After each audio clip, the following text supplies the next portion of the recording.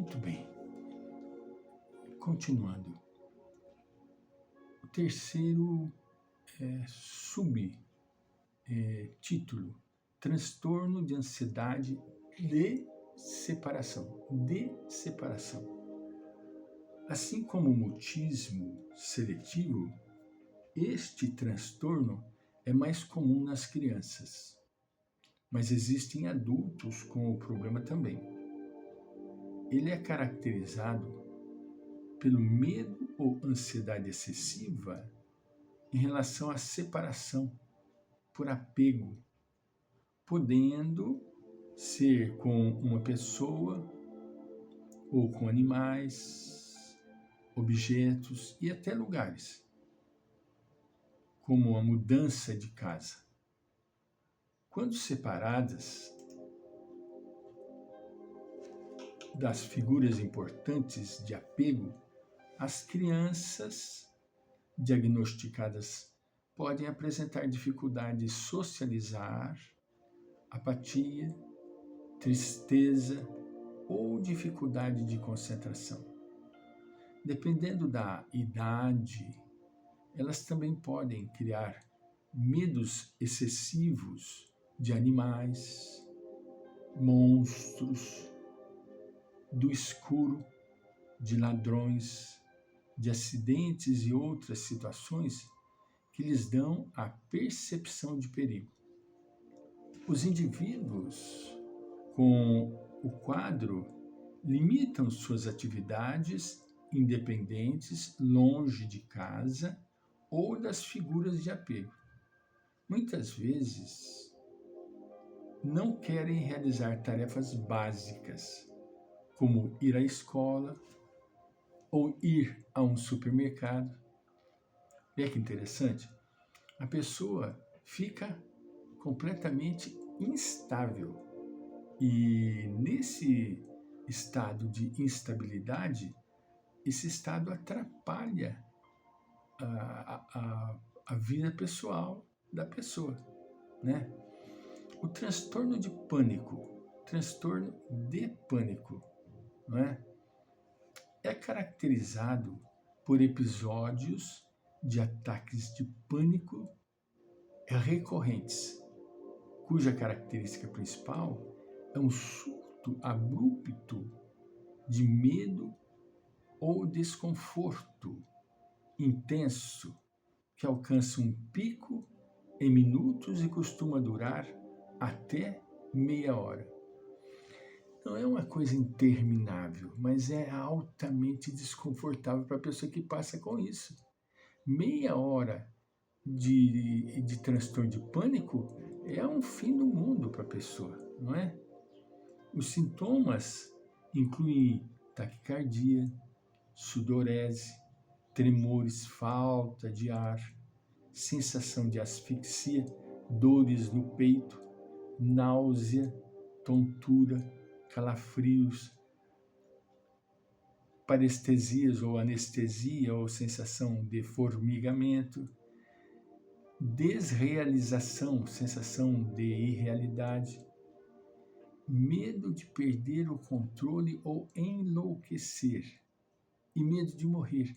É muito sofrimento para uma pessoa só, meu Deus do céu. Mas isso existe. Eu presenciei isso em pessoas queridas. Apesar de serem pontuais, os ataques podem se repetir sem gatilhos específicos, o que costuma gerar ansiedade e preocupação para sair de casa em pacientes que sofrem do quadro. Como não tem um método, uma maneira formal de acontecer, a pessoa fica insegura, tem medo de sair de casa. Não sai de casa. Fica em casa para evitar o transtorno, não é? Fobias específicas. É um medo excessivo em situações específicas, como entrar em um elevador, encontrar um rato, estar próximo de janelas altas. A resposta de medo, ansiedade e estresse é automática nesses casos, que se repetem toda vez que o paciente não consegue evitar a situação. Mas o que diferencia esse quadro do medo comum é a intensidade exagerada dos sintomas. Por exemplo, se a pessoa tem a fobia de injeções, ela não conseguirá nem deixar que outra pessoa aplique uma vacina ou um medicamento nela dessa forma e já apresentará sintomas de pânico. Uma pessoa que tem medo não patológico de agulhas consegue lidar com isso de forma um pouco melhor. Medo não patológico de agulhas, porque a pessoa nesse quadro de fobia exagerada, entende? Que leva a exageros de medo, uma agulha já ocasiona na pessoa um desconforto. Social, fobia social. É o nome dado ao medo ou ansiedade exagerada de ser exposto a possível avaliação por outras pessoas em situações sociais. O desconforto vai além da fala em público. Vai além. Pessoas com o diagnóstico se sentem constrangidas e humilhadas simplesmente ao serem observadas em atividades comuns, como comer, beber, escrever. O grau e o tipo de ansiedade podem variar em diferentes ocasiões.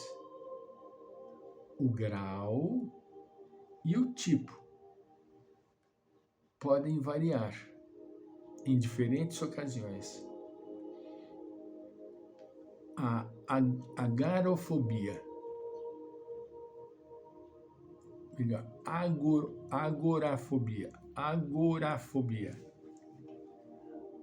é quando o indivíduo tem medo ou ansiedade de espaços que, em geral, não consideram seguros. Agorafobia. Nesses casos, a insegurança é desproporcional ao perigo do que realmente pode acontecer. É maior o medo do que o risco que a pessoa corre. Pacientes com esse quadro sentem medo de serem socorridos e passam a evitar lugares ou pedirem companhia. Eles não se sentem seguros ao serem socorridos, não conseguirem sair do local em questão ou não serem socorridos e passam a evitar lugares ou pedirem companhia. Transtorno de ansiedade induzido pelo uso de substâncias. Este é um caso que não é comum, mas hoje em dia nós encontramos com larga facilidade em becos, em guetos, como por exemplo na grande São Paulo, no grande Rio de Janeiro, né? Lá na boca onde as pessoas vivem e se empoleram para ficar trocando substâncias psicoativas. São Paulo, eu que morei em uma época maravilhosa em São Paulo, né? É claro que tinha o transtorno de movimento, como sempre teve, né, da grande cidade, mas o local onde eu ia com prazer, no Largo do Paissandu, na Viaduto do Chá, na Santa Efigênia.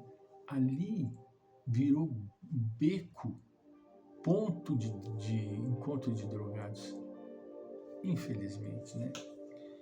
Esse transtorno de ansiedade induzido acontece pelo uso excessivo de substâncias psicoativas como a maconha, o êxtase, a cocaína, o crack, né, o haxixe,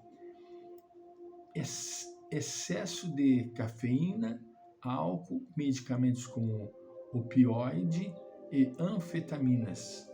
Os pacientes diagnosticados com este subtipo de ansiedade têm suas atividades diárias prejudicadas por preocupações excessivas e até ataques de pânico que acontecem junto ou separadamente do uso das substâncias.